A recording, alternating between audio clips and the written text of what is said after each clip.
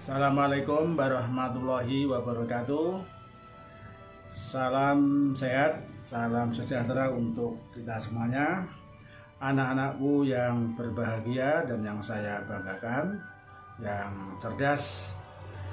Alhamdulillah, kita panjatkan puji syukur kehadirat Allah Subhanahu wa Ta'ala, Tuhan Yang Maha Esa, atas segala nikmat karunia-Nya sehingga kita semuanya masih diberi kesehatan. Dan semoga terus selalu sehat, dan jangan lupa anak-anak untuk tetap terapkan protokol kesehatan. Oke. Menindaklanjuti pembelajaran yang kemarin, kita mulai pembelajaran pertemuan ketiga mata pelajaran pendidikan Pancasila dan Kewarganegaraan PPKN kelas 9 semester 1. Pertemuan ketiga ini mempelajari subbab tentang dinamika nilai-nilai Pancasila sesuai dengan perkembangan zaman. Seperti yang sudah saya sampaikan sebelumnya, bahwa tujuan pembelajaran pada pertemuan ketiga ini adalah dari Maya. Yang pertama, setelah kalian menyimak video pembelajaran ini dan membaca buku PPKN, diharapkan kalian dapat: satu, menjelaskan hakikat ideologi terbuka. Yang kedua, bisa menjelaskan kedudukan Pancasila sebagai ideologi terbuka. Dan yang ketiga, bisa mengidentifikasikan hal-hal yang perlu diperhatikan dari keterbukaan ideologi Pancasila. Keempat, menguraikan nilai-nilai yang terkandung dalam Pancasila sebagai ideologi terbuka. Dan yang kelima adalah dapat menguraikan dimensi Pancasila sebagai ideologi terbuka. Baik, kita mulai dari yang pertama. Kita mempelajari hakikat ideologi terbuka. Sebelumnya perlu dipahami dulu pengertian ideologi. Ya, di buku PPKN ada beberapa pakar yang menyampaikan definisi ideologi. Ya, tapi intinya hampir sama. Beberapa diantaranya yang perlu ada kaitannya dengan pembahasan Pancasila sebagai ideologi terbuka adalah pendapat dari Patmo Wahyono yang menyatakan bahwa ideologi merupakan kesatuan yang bulat dan utuh dari ide-ide dasar sebagai suatu kelanjutan atau konsekuensi logis dari pandangan hidup bangsa, dan akan berupa seperangkat tata nilai yang dicita-citakan akan direalisasikan di dalam kehidupan berkelompok. Kemudian ada pendapat satu lagi saya sampaikan, salah satunya yaitu dari M. Sastra Prateja yang menyatakan bahwa ideologi adalah seperangkat gagasan atau pemikiran yang berorientasi pada tindakan yang diorganisasi menjadi suatu sistem yang teratur. Nah, anak-anak, sebagai suatu sistem pemikiran, sebuah ideologi itu sangat wajar jika mengambil sumber dari pandangan dan falsafah hidup bangsa. Hal tersebut akan membuat ideologi itu berkembang sesuai dengan perkembangan masyarakat dan kecerdasan kehidupan bangsa. Artinya, ideologi tersebut bersifat terbuka, senantiasa mendorong terjadinya perkembangan pemikiran baru tentang ideologi tersebut, tanpa harus kehilangan jati dirinya. Ciri khas ideologi terbuka ya anak-anak adalah gini, nilai-nilai dan cita-citanya tidak dipaksakan dari luar, melainkan digali dan diambil dari kekayaan rohani, moral, dan budaya masyarakat itu sendiri. Dasarnya dari konsensus masyarakat. Konsensus itu kesepakatan. Tidak diciptakan oleh negara, melainkan ditemukan dalam masyarakat sendiri.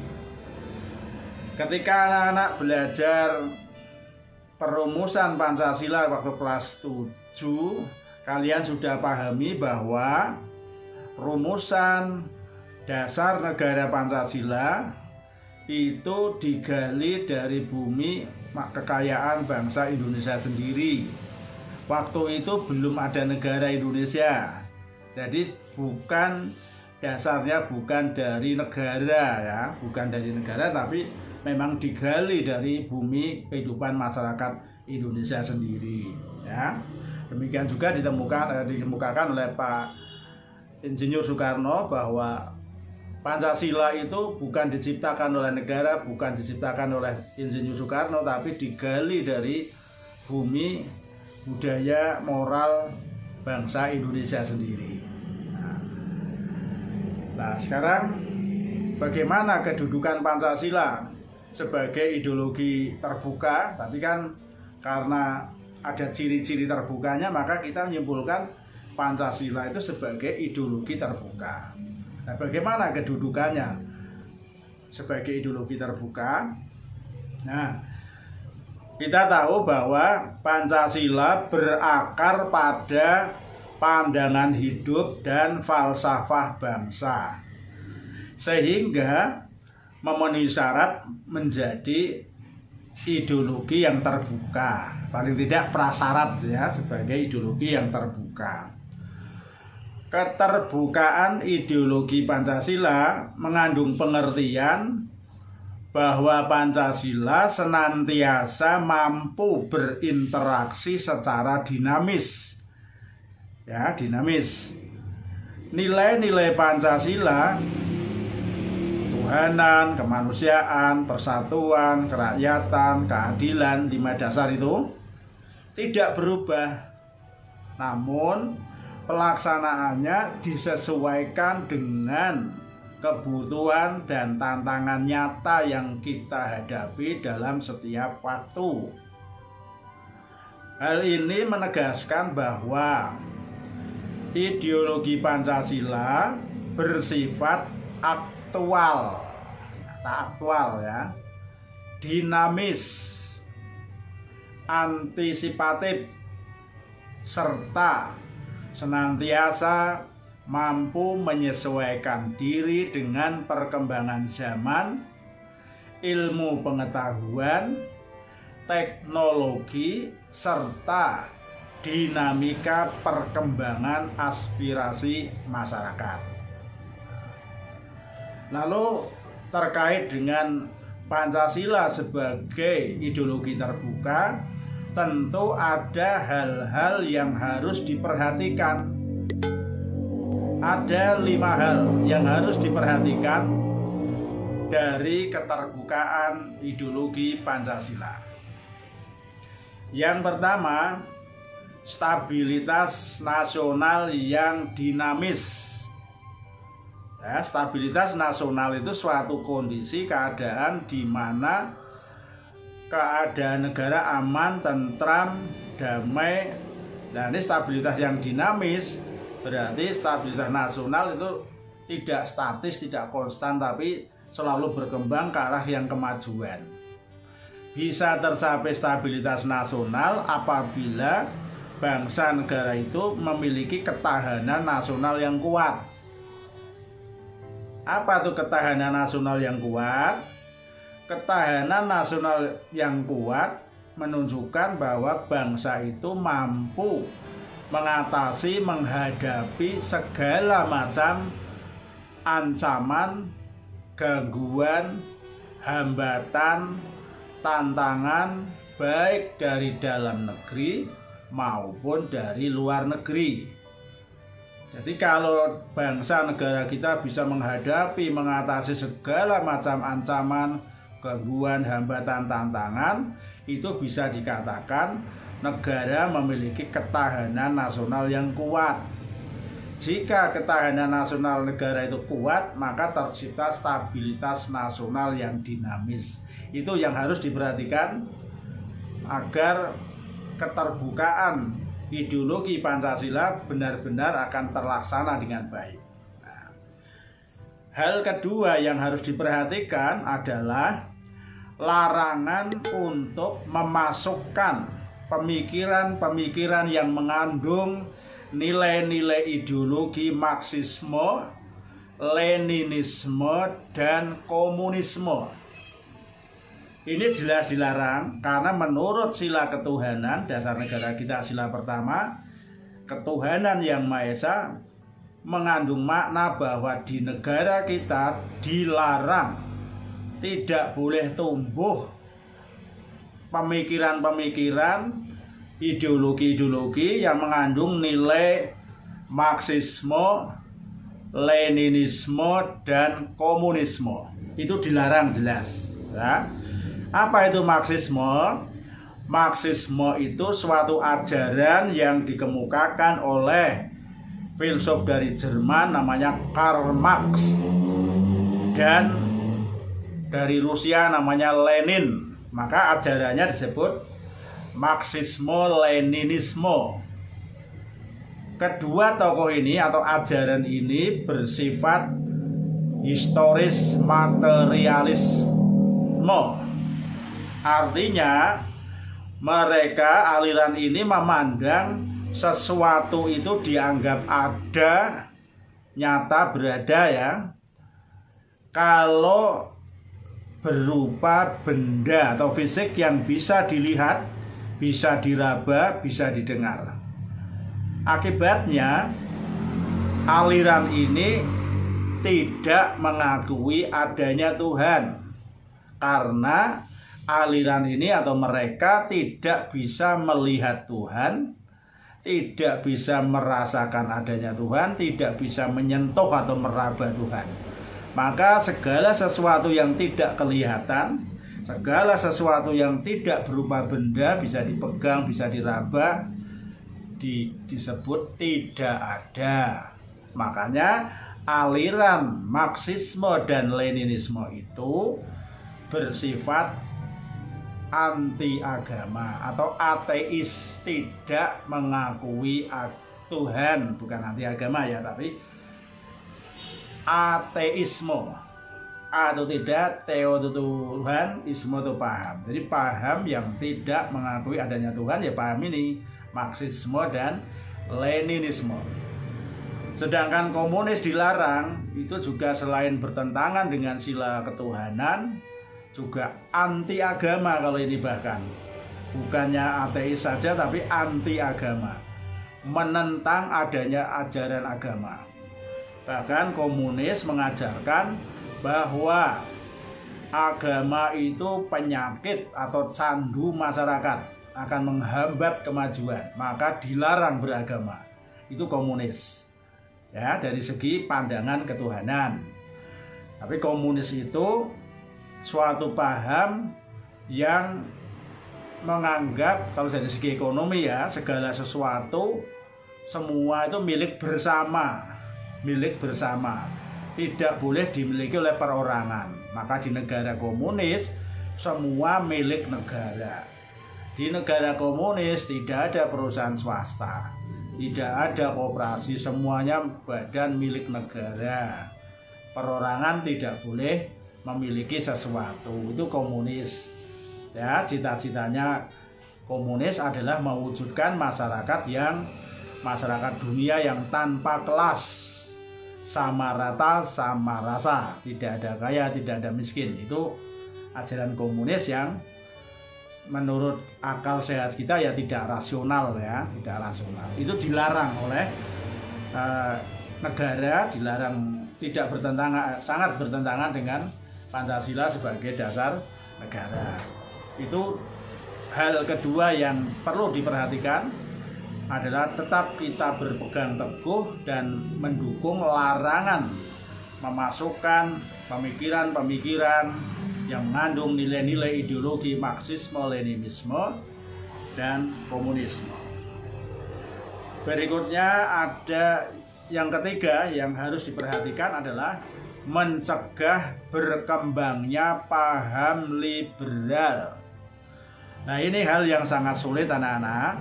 Paham liberal itu saingannya paham komunis negara barat ya.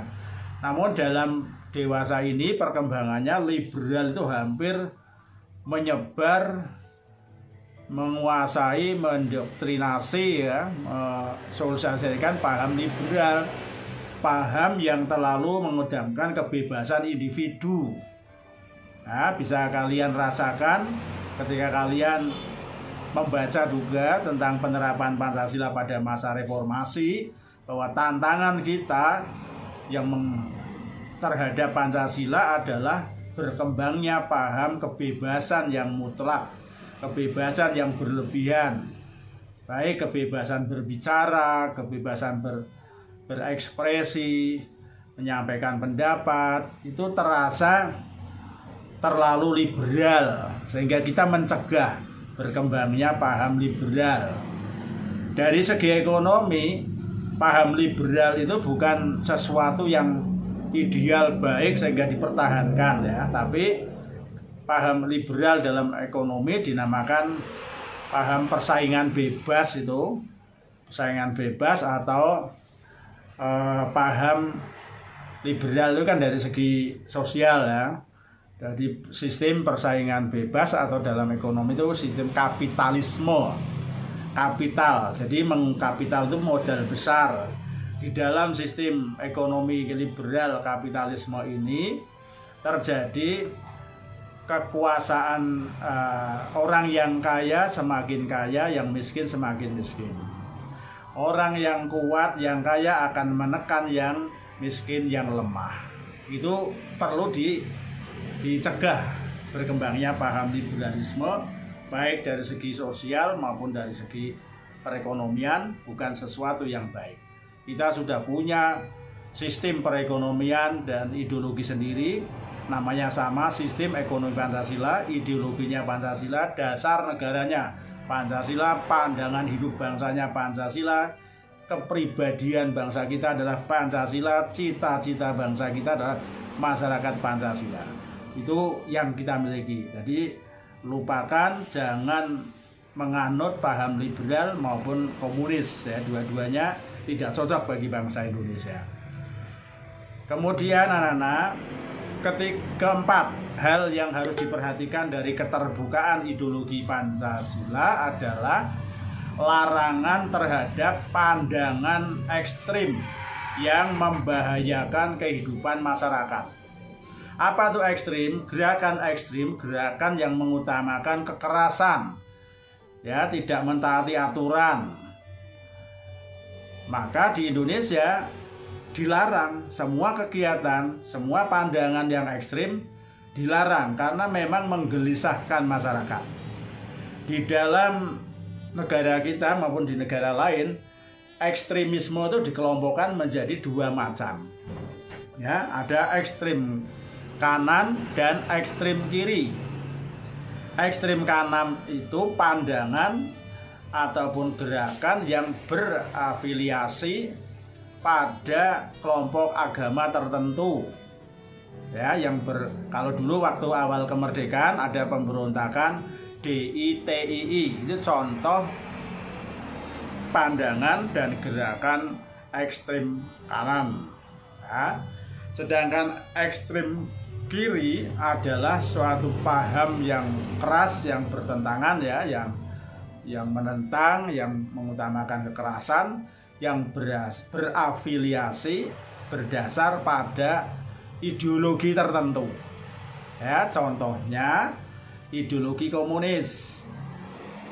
Nah, pandangan ini telah melakukan kegiatan ekstremis, kegiatan kekerasan pada awal kemerdekaan di Madiun ya, 18 September tahun 1948, pemberontakan PKI di Madiun yang dipimpin oleh Musso ya, yang bertujuan ingin mendirikan negara Soviet Indonesia yang berdasar negara pada komunis.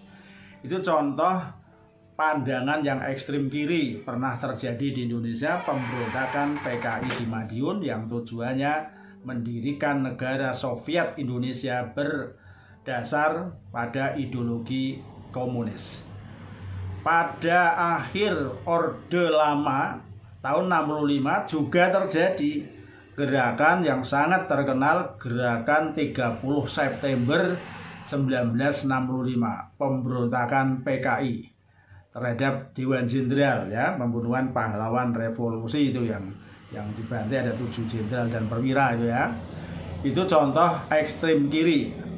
Nah, terkait dengan keterbukaan ideologi Pancasila, pandangan-pandangan yang ekstrim, gerakan-gerakan yang ekstrim, baik ekstrim kanan maupun ekstrim kiri, dilarang ya. Dilarang karena jelas akan mengganggu terlaksananya Pancasila sebagai ideologi yang terbuka. Kalau komunis ideologinya tertutup, kemudian radikal kanan ideologinya tertutup, tidak bisa menyesuaikan perkembangan zaman. Nah, jadi yang terbuka itu artinya bisa menyesuaikan perkembangan zaman. Dan yang kelima, anak-anak, yang perlu diperhatikan adalah penciptaan norma yang harus melalui kesepakatan atau konsensus ya. Jadi norma dalam arti secara umum, secara luas, yaitu peraturan perundangan yang ada di Indonesia termasuk harus ditetapkan melalui kesepakatan. Contohnya Undang-Undang Dasar 1945 tahun 45 dulu ya, juga diperoleh dari kesepakatan nasional bangsa Indonesia dalam PPKI, Panitia Persiapan Kemerdekaan Indonesia.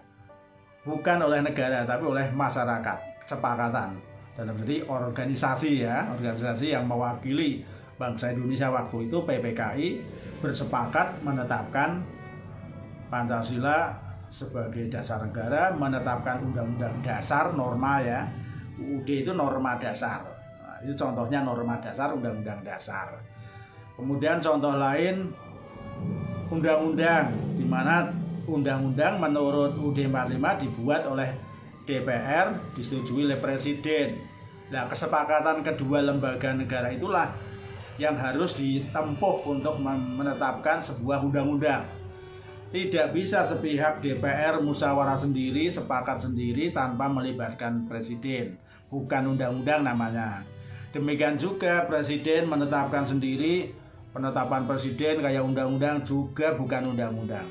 Jadi sebuah undang-undang dalam arti norma secara umum diciptakan melalui sebuah kesepakatan. Dalam hal ini undang-undang adalah kesepakatan persetujuan antara DPR dan Presiden. Demikian juga sampai ke daerah. Di tingkat provinsi ada Perda provinsi. Itu juga kesepakatan antara DPRD provinsi bersepakat dengan gubernur atau kepala daerah provinsi. Di tingkat kabupaten kota, sebuah perda kota juga ada hasil kesepakatan antara DPRD kota dengan wali kota. Di kabupaten ada perda kabupaten, juga merupakan suatu norma yang disepakati antara DPRD kabupaten dengan Bapak Bupati. Nah, itu yang namanya penciptaan norma harus melalui kesepakatan. Bahkan sampai tingkat RT saja, tingkat keluarga saja, membuat suatu norma aturan harus melalui kesepakatan. Tidak bisa aturan dalam keluarga dibuat oleh ayah sendiri atau bapak sendiri tanpa melibatkan ibu dan anak-anak. Harus melalui kesepakatan. Demikian juga aturan RT. Ada kesepakatan warga RT, ada rapat warga RT. Itu hal-hal yang harus diperhatikan anak-anak di dalam dari keterbukaan ideologi Pancasila. Silakan simpulkan nanti ya. Jadi ada 5 hal yang harus diperhatikan. Saya ulangi lagi. 1. Stabilitas nasional yang dinamis. 2. Larangan untuk memasukkan pemikiran-pemikiran yang mengandung nilai-nilai ideologi Marxisme, Leninisme, dan komunisme. Yang ketiga, mencegah berkembangnya paham liberal. Yang keempat, larangan terhadap pandangan ekstrim yang menggelisahkan kehidupan masyarakat. Dan yang kelima, penciptaan norma yang harus melalui kesepakatan. Nah, sekarang kita masuk ke Pancasila, nilai-nilai dasarnya apa saja, nilai-nilainya apa saja, untuk lebih memahami bahwa sebagai ideologi terbuka, Pancasila itu sebenarnya memiliki 3 nilai, secara tingkatannya ya, 3 nilai. Yang pertama, nilai dasar. Nilai dasar itu hakikat kelima sila Pancasila, yaitu ketuhanan, kemanusiaan, persatuan, kerakyatan, dan keadilan. Itu namanya nilai dasar. Nilai dasar bersifat universal, umum ya, bersifat umum. Sehingga di dalamnya terkandung cita-cita, tujuan, serta nilai-nilai yang baik dan benar. Jadi di dalam nilai dasar ketuhanan, kemanusiaan, persatuan, kerakyatan, keadilan, itu terkandung cita-cita, tujuan, nilai-nilai yang baik dan benar. Nilai dasar ini bersifat tetap, artinya tidak berubah, sampai kapanpun tidak berubah, tetap, dan melekat pada kelangsungan hidup negara. Itu nilai dasar. Jadi nilainya yang tetap, melekat pada kelangsungan hidup bangsa negara, dan mengandung cita-cita, mengandung tujuan, mengandung nilai-nilai yang baik dan benar. Ya, sifatnya universal. Kalau kita urutkan, yang paling universal itu ya kita urutkan kayak kalau Pancasila 5 sila itu kita gambarkan sebuah piramida ya. Piramida yang bersusun 5. Yang tertinggi itu ketuhanan yang Maha Esa. Yang kedua kemanusiaan, 3 persatuan, 4 kerakyatan, 5 keadilan. Jadi semakin tinggi, kemudian yang bawah melebar. Itu melambangkan bahwa dasar negara kita Pancasila sangat tangguh, sangat kuat. Landasan yang lebar di bawah, jadi tidak bisa goyah. Tidak seperti ini. Kalau dibalik itu kan kena angin ambruk. Ya, jadi lambang kekuatan itu dilambangkan sebuah piramida yang bertumpuk 5 itu. Keadilan ke paling bawah, di atasnya kerakyatan, tengah-tengahnya persatuan, agak atas sedikit kemanusiaan, paling tinggi ketuhanan. Namun demikian, luas ruang lingkupnya atau pandangan berlakunya itu paling luas adalah sila ketuhanan yang paling pucuk. Itu paling luas pandangannya. Kamu ibaratkan kamu berada di lantai 1 sebuah gedung, melihat keluar tidak bisa melihat kota yang ada di kecamatan lain, di kota lain nggak bisa. Tapi semakin ke atas sampai lantai 5, lantai 6 sampai 100 bisa melihat luas sekali. Ya. Jadi pandangannya pokoknya kalau ketuhanan itu tempat berlakunya itu dunia dan akhirat lah. Kemudian sila kemanusiaan lebih luas lagi, internasional, dunia, bisa melihat seluruh dunia. Ya. Maka Pak Karno dulu tahun 45 kan mengusulkan sila kedua adalah internasionalisme atau peri kemanusiaan. Karena HAM atau peri kemanusiaan itu sifatnya internasional, bukan manusia bukan hanya ada di Indonesia saja, seluruh dunia ada manusia. Nah, kemudian sila ketiga turun lagi, itu dimensinya adalah nasional, negara, persatuan Indonesia, bukan persatuan dunia, bukan persatuan ASEAN, tapi persatuan Indonesia, nasional.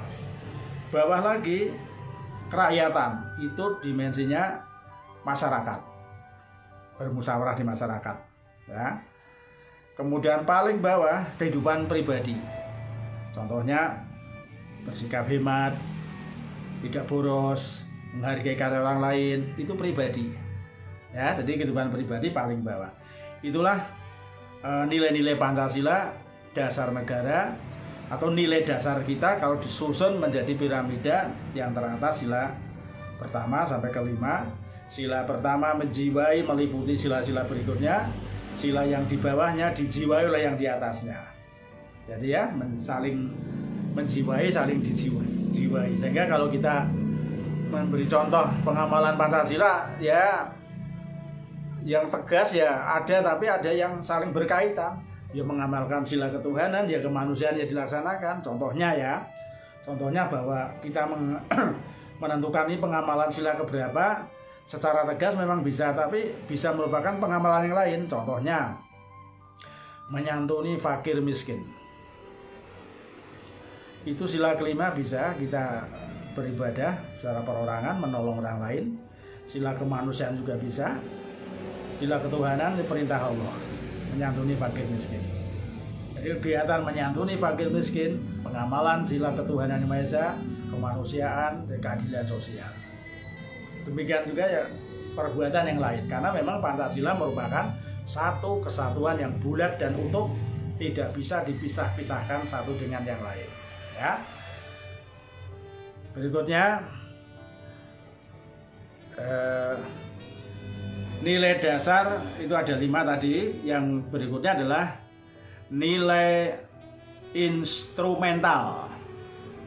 Nilai instrumental itu sebagai penjabaran dari nilai-nilai dasar. Penjabaran dari nilai-nilai dasar ideologi Pancasila berupa peraturan perundangan dan lembaga pelaksanaannya. Misalnya Undang-Undang Dasar 45, ketetapan MPR, Undang-Undang, PP, Perpres, ya, peraturan pemerintah, peraturan perundang lainnya. Itu bisa disesuaikan dengan perkembangan zaman dan aspirasi masyarakat berdasarkan nilai-nilai Pancasila. Contohnya sila ketuhanan yang Maha Esa. Nilai instrumentalnya adalah pasal 29. Negara berdasar atas ketuhanan yang Maha Esa. 29 ayat 2. Negara menjamin kemerdekaan tiap-tiap penduduk untuk memeluk agamanya masing-masing dan beribadat menurut agama dan kepercayaannya itu. Itu nilai instrumental. Diatur lagi di bawahnya undang-undang yang berkaitan dengan agama. Demikian juga misalnya contohnya sila kelima, nilai dasarnya keadilan sosial, peraturan perundangannya misalnya pasal 33 Undang-Undang Dasar 45 bumi dan air ya, pasal 33, pasal 27 ayat 2. Dibawa lagi, diatur lagi dalam undang-undang, sangat banyak undang-undang yang mengatur ekonomi. Undang-undang perpajakan, undang-undang gas dan bumi, undang-undang koperasi, undang-undang perusahaan swasta, PT, pajak bumi dan bangunan, dan lain-lain. Itu nilai instrumental yang bisa disesuaikan dengan perkembangan zaman. Ya, demikian sila keempat, kerakyatan, ada undang-undang pemilihan umum. Di dalam UUD 45 pasal 1 ayat 2, pasal 28, pasal 237 itu tentang politik. Ya, dan yang penjabarannya ada undang-undang kedudukan sosial politik, ada undang-undang partai politik, susunan kedudukan MPR, ada undang-undang pemilihan umum. Undang-undang pemilihan umum setiap 5 tahun ganti sesuai dengan perkembangan zaman. Undang-undang itu ganti terus 5 tahun, kadang 1 tahun ganti, kadang 5 tahun ganti. Itu nilai instrumental. Jadi Pancasila itu bisa menyesuaikan perkembangan zaman melalui nilai instrumentalnya tadi. Kemudian yang ketiga nilai praksis. Nilai praksis itu merupakan realisasi dari nilai-nilai instrumental, ya, berupa suatu pengalaman nyata dalam kehidupan sehari-hari dalam masyarakat, bangsa dan negara. Penjabaran nilai-nilai Pancasila senantiasa itu berkembang dan selalu dapat dilakukan perubahan dan perbaikan atau reformasi sesuai dengan perkembangan zaman, aspirasi masyarakat, sehingga Pancasila merupakan ideologi terbuka. Jadi praktek nyatanya, bukan peraturan lagi tapi praktek kenyataannya. Misalnya tadi ada undang-undang agama ya, prakteknya kita beribadah, itu namanya nilai praksis. Kemudian ada undang koperasi, kita menjual membeli di koperasi. Ada undang-undang pajak, kita membayar pajak, itu nilai praksisnya ya, nilai dalam perilaku sehari-hari dalam kehidupan masyarakat bangsa negara. Yaitu anak-anak, jadi ada 3 nilai dasar Pancasila sebagai ideologi terbuka. Yang terakhir bahwa anak-anak ini suatu ideologi selain memiliki aspek-aspek yang bersifat ideal berupa cita-cita, pemikiran, nilai-nilai yang dianggap baik, juga harus memiliki norma yang jelas, aturan yang jelas. Hal ini dikarenakan suatu ideologi itu harus mampu direalisasikan dalam kehidupan nyata. Oleh karena itu, Pancasila secara struktural sebagai ideologi terbuka ya, Pancasila secara struktural memiliki 3 dimensi, yaitu dimensi idealisme, dimensi normatif, dan dimensi realitas. Nah, dimensi idealisme ini menekankan pada nilai-nilai dasar yang tadi, nilai dasar tadi yang terkandung dalam Pancasila yang bersifat sistematis tadi ya, piramida tadi, rasional, menyeluruh, yang pada hakikatnya bersumber pada Pancasila. Jadi nilai idealis itu yang 5 tadi, nilai dasar, nilainya nilai dasar, dimensinya idealis maksudnya gitu. Dimensi idealis berupa nilai dasar ya. Jadi dimensi idealis yang terkandung dalam Pancasila itu mampu memberikan harapan, optimisme, serta memberikan motivasi pendukungnya untuk berupaya mewujudkan cita-citanya. Ideologi mengandung cita-cita yang ingin dicapai dalam berbagai kehidupan masyarakat, berbangsa, dan bernegara, sehingga masyarakat atau bangsa dapat mengetahui ke arah mana mereka ingin membangun kehidupan bersama. Jadi prinsipnya dimensi idealisme itu berupa nilai-nilai dasar karena sifatnya ideologi, ideal ya. Yang kedua, dimensi normatif. Norma itu aturan. Jadi dimensi ini mengandung pengertian bahwa nilai-nilai yang terkandung dalam Pancasila perlu dijabarkan di dalam satu sistem norma. Artinya Pancasila yang terkandung dalam pembukaan Undang-Undang Dasar 1945 merupakan tertib hukum yang tertinggi di dalam negara RI, merupakan stat fundamental norm atau pokok kaidah negara yang fundamental.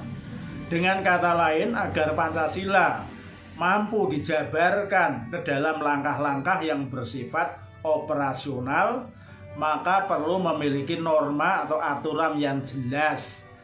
Undang-undang dasarnya jelas, TAP MPR, undang-undang, Perpu, PP, Perda, dan sebagainya jelas ya. Itu dimensi normatif, norma untuk mengetaati peraturan, untuk mengetaati Pancasila. Yang ketiga, dimensi realitas ya. Dimensi realitas ini menekankan pada realita, kenyataan, sikap, perilaku sehari-hari dalam mewujudkan, dalam melaksanakan nilai instrumental atau dalam dimensi normatif. Mentaati aturan itu di realitasnya sama dengan tadi nilai praksis ya. Dimensi realitas itu nilai praksis, dimensinya adalah dimensi realita, kenyataan dalam praktek sehari-hari. Jadi anak-anak, itu penjelasan mengenai materi subbab yang berjudul dinamika nilai-nilai Pancasila sesuai perkembangan zaman, atau dengan kata lain materinya adalah Pancasila sebagai ideologi terbuka. Kita simpulkan bahwa yang setelah mempelajari, menyimak video ini, anak-anak harus bisa memahami, satu, menjelaskan hakikat ideologi terbuka. Yang kedua, bisa menjelaskan kedudukan Pancasila sebagai ideologi terbuka. Yang ketiga, bisa mengidentifikasi hal-hal yang perlu diperhatikan dari keterbukaan ideologi Pancasila. Yang keempat, bisa menguraikan tadi nilai-nilai dasar, ya, nilai-nilai Pancasila sebagai ideologi terbuka, baik itu nilai dasarnya apa, nilai instrumentalnya apa, nilai praksisnya seperti apa. Kemudian yang terakhir, bisa menguraikan 3 dimensi Pancasila sebagai ideologi terbuka. Dimensi idealis itu yang berupa nilai dasar, dimensi normatif itu berupa nilai instrumental, dimensi realitas berarti yang nilainya praksis tadi. Demikian anak-anak, dan nanti dilanjutkan kalian mengerjakan tugas mandiri 1-3 mengenai nilai-nilai dasar Pancasila. Demikian yang bisa saya sampaikan, semoga kalian semua bisa memahami. Salam sehat dan sejahtera. Terima kasih atas perhatiannya. Assalamualaikum warahmatullahi wabarakatuh.